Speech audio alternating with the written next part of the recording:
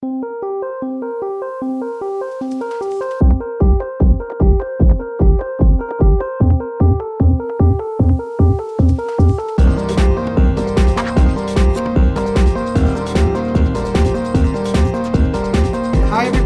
here. Welcome to the Fashion Bunker. Today's perfume review time, so chillax.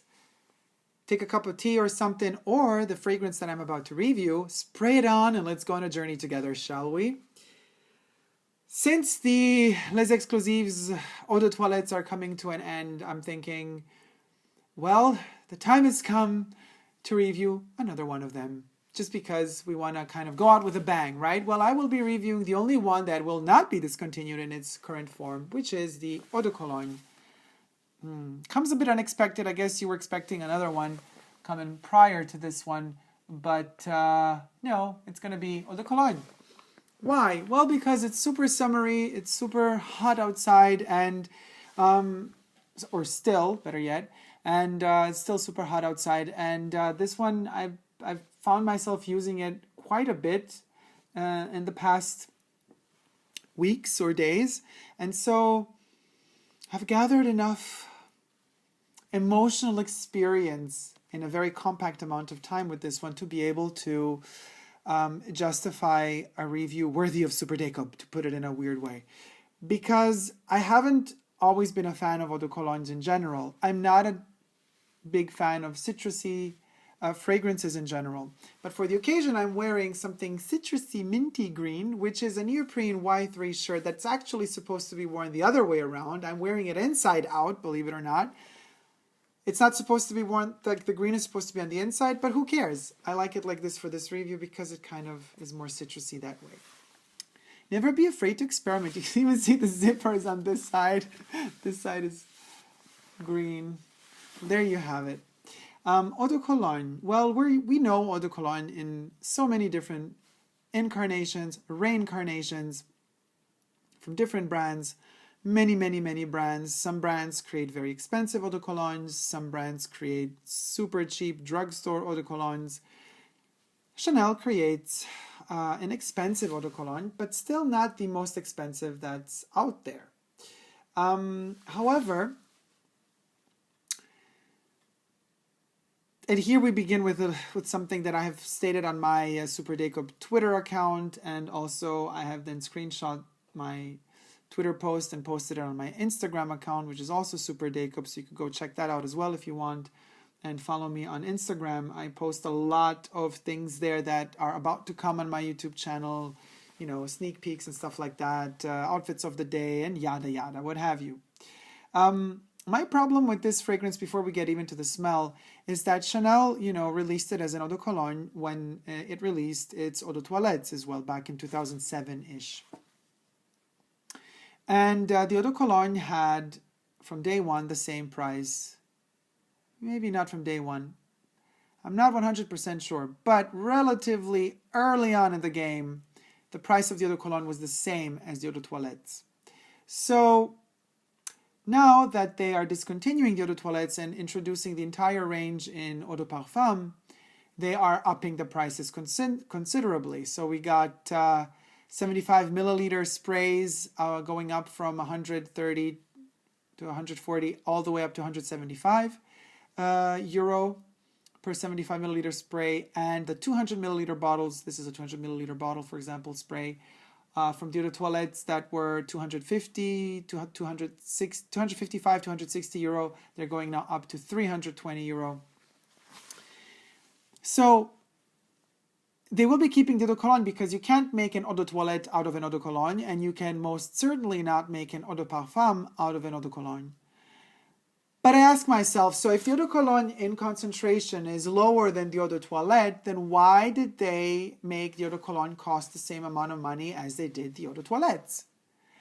And if that's their reasoning, if that's the logic, then if a lower concentration costs the same as a higher concentration, following their own logic, or your own logic, Chanel, why should the eau de parfums cost more than the eau de toilettes? So now you're going to justify yourself by saying, well, the Eau de Cologne is the only one remaining as it is, and it's going to remain with the old price. I'm sure you're going to up the price of the Eau de Cologne as well. It's still not going to be as high as the Eau de Parfums, perhaps. But nevertheless, this just proves to me even more that there's greed involved in your changing the formulations and going into the Eau de Parfum game. And quite frankly, if there were a fragrance that needed more oomph and more longevity, and that would have been the Eau de Cologne. Not Sycomore, not Coromandel, not number 22, not Beige, not Gardenia, so not Bois des Iles, not CUIR de Russie. So whatever. I'm just so pissed off with this decision of deleting the Eau de Toilette. You can't even believe. Anyway, let's get down to the Eau de Cologne. I'm going to spray it on both sides here, and a lot of it, because I need to bathe in this thing completely in order to feel it. And this is one of those fragrances that you need a cloud of it, like literally all around you, and I want to surround myself with it because it's so light, and it's like a mist. You know, when you go to Universal Studios in LA and you walk through all the different pavilions and places and you're waiting in line, a lot of places, also Disneyland, they would spray the misty water like just to cool you down. That's what this is, but the Chanel luxurious version of it. So I love to bathe in it because it's so fleeting and it lasts such a short time and you need a lot of it. So that's why you justify the 200 ml bottle, because you really, really have to bathe in it. Now, as far as the ingredients are concerned, we have top notes, green notes, bergamot, lemon and other citruses. Middle notes are spicy notes, petite graine, and hello? And not doing it. Why is it not doing it? I do not know. Then the base notes are tonka bean and musk.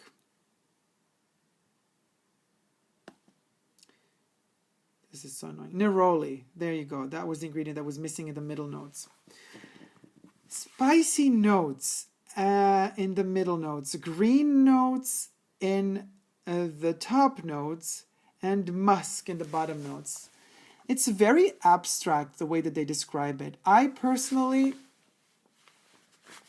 on my skin, for whatever reason, the chemistry permits me or allows me after a certain period of time, maybe after an hour and a half or 2 hours, to smell out some sort of vanilla in there as well. I might be the only person in the world who senses that. It's not there in the opening, but I have that vanilla later on. It kicks in later on. Tiny, tiny hint of it. Maybe it's the tonka bean and the musk mixed with neroli that kind of trick me into believing that, or the petite graine or whatever it's called. Maybe that tricks me into believing that there's vanilla in there, but for sure, something slightly delicately sweet is in there, and it is amazing. So I love the Eau de Cologne, but you don't need to wait till the end of this review to hear me say that it's not worth the money. It's not worth the money because it's not revolutionary, it's not mind-blowing, it's not edgy. It's just a very, very high, the highest of qualities of an Eau de Cologne, of a citrusy, lemony fragrance, of a minty, citrusy, lemony fragrance. It's like the best you could get. And the quality is amazing. And it's made to bathe in it, to refresh yourself, to feel like you just came out of a shower over and over again throughout the day. That might be a very hot day. That might be a very sticky, cloying day.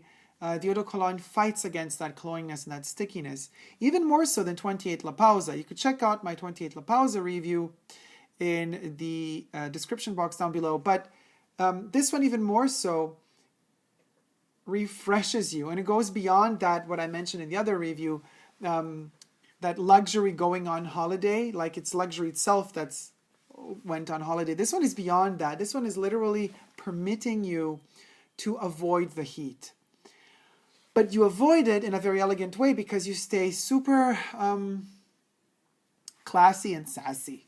Classy and sassy, why? Because, you know, de Cologne has a huge tradition within, especially within European grooming, male grooming, and funny enough, the Les Exclusifs range is marketed towards women, but all of them are unisex, to be perfectly honest with you. Even Gardenia I find to be completely genderless. But this one, more than all the others, could be considered a male fragrance, even though, you know what I believe and think about fragrances, they're all genderless. So this one is also for ladies, but it's so light that I'm already, and you've seen how much I've sprayed it on me, it's already kind of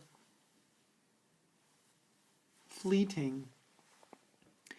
It has a slightly sour, bitter note to it somewhere now when it's already heading into the middle notes, and maybe those spicy notes mixed with the lemon. Lemon never really lasts long on my skin. Like citrusy notes just like evaporate on me like they never were really there. That just has to do with my chemistry. On some people they stay much longer.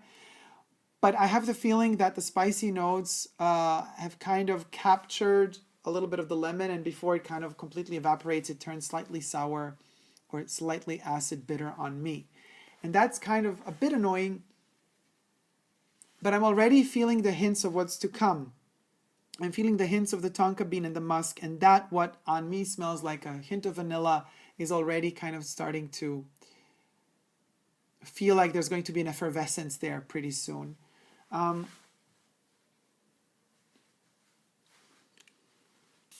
have to respray it because it's super weak.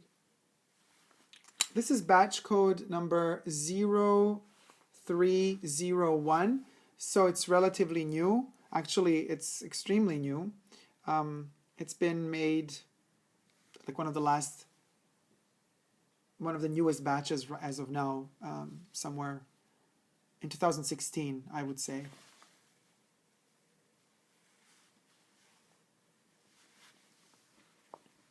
It's amazing. It's super luxurious. It's not cheap at all. You know, some eau de colognes can be quite cheap.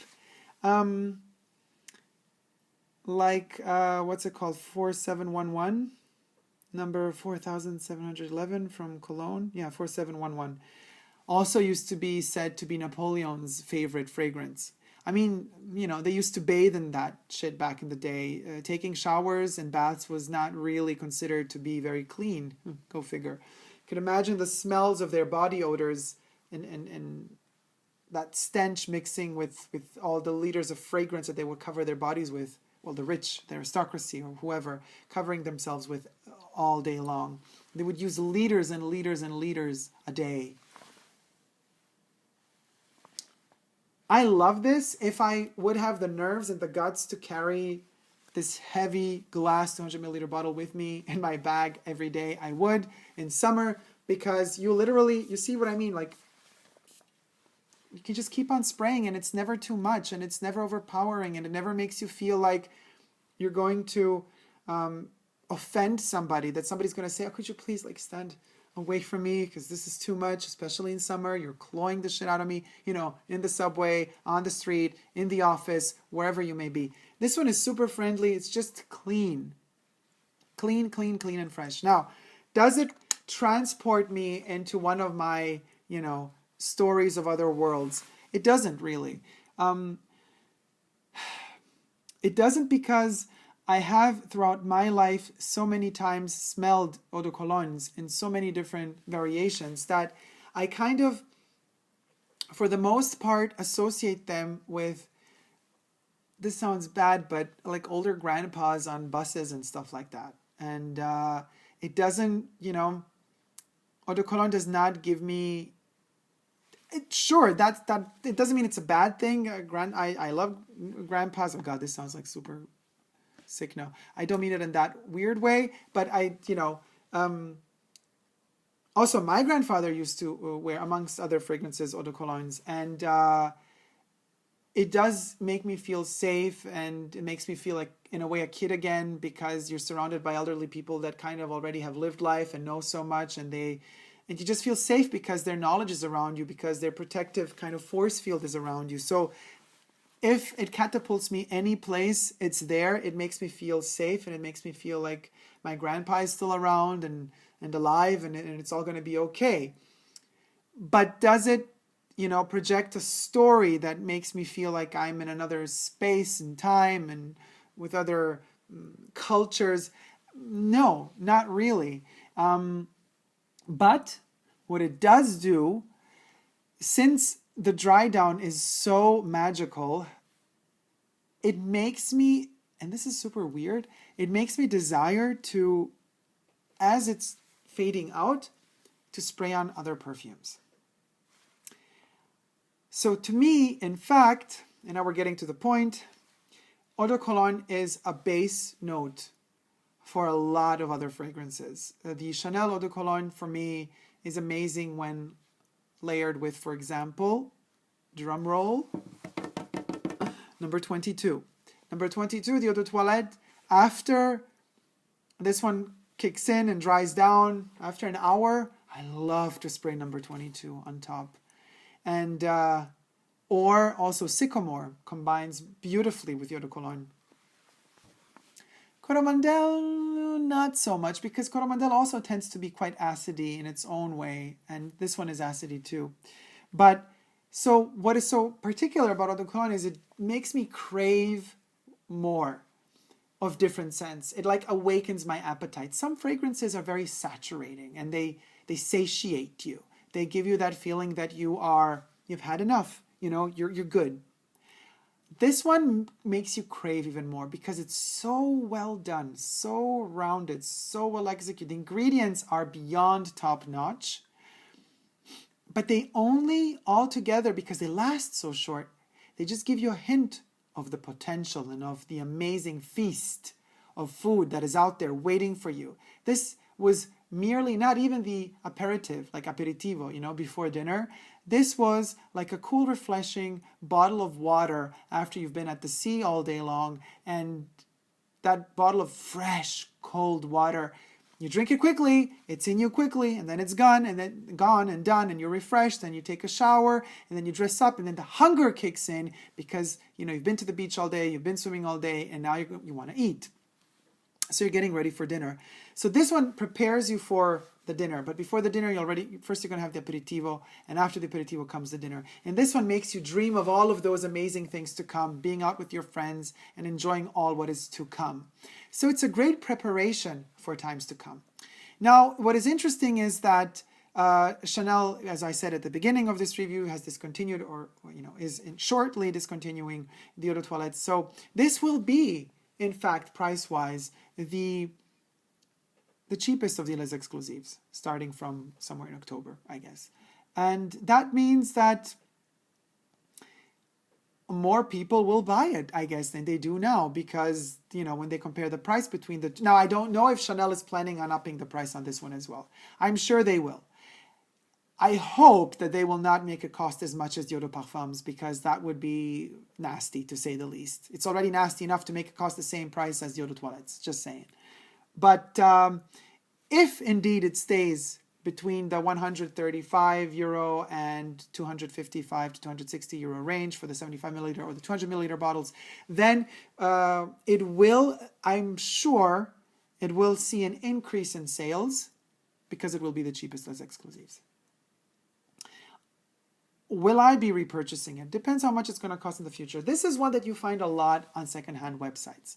So it's a fragrance that a lot of people I don't know why, but maybe because they buy it and then they don't want it because it doesn't give them the oomph that they wished it could or would have. So a lot of people sell it. And in fact, I found this one online too. And I have to say, gorgeous. So I saved a lot of money by getting it online, and I saved I saved a lot of money by getting it online, actually. I was so lucky I got this under $100 bucks. And so that's why it makes it even better to just bathe in it, but it is the best when you spray it on freshly and the top note. I love the bottom notes, but when I can smell them on my skin, because a lot of the times I just don't even get there. Because if it's super hot outside and I'm sweaty and oily, then I smell the perfume even less. My skin just like absorbs it like a sponge and then it's gone. But those top notes, oh, it's like ice cubes in fresh frizzy water with just a hint of lemon drop in there. Delicious. So we just keep on spraying it the whole day. It's crazy. It's such a waste though. But that's the beauty of it, you know. Like the beauty of eau de cologne is that you can never have enough. And it always makes you feel super luxurious because you can just bathe in it and you can never, ever, ever be disgusted by it. That's amazing too. And that's also something to appreciate. And the fact that the ingredients are really top notch. You really do not smell out any cheapness whatsoever in this fragrance. So guys, I hope you like this review. It's been a bit bumpy. There's been positive sides and negative sides, but you know how I am. I'm honest about these things. I bring it to you like it is. So thank you so much for watching. If you have liked, please thumb up this video, share it with others. Don't forget to subscribe to my channel here on YouTube. I'm also on Instagram, Facebook, and Twitter. No matter which fragrances you decide to wear or not to wear, and how much they end up cloying other people around you or not, you gotta understand it's your life. These are your fragrances. Wear them despite the odds and never give up on love. Love you guys. See you soon. Take care. Bye.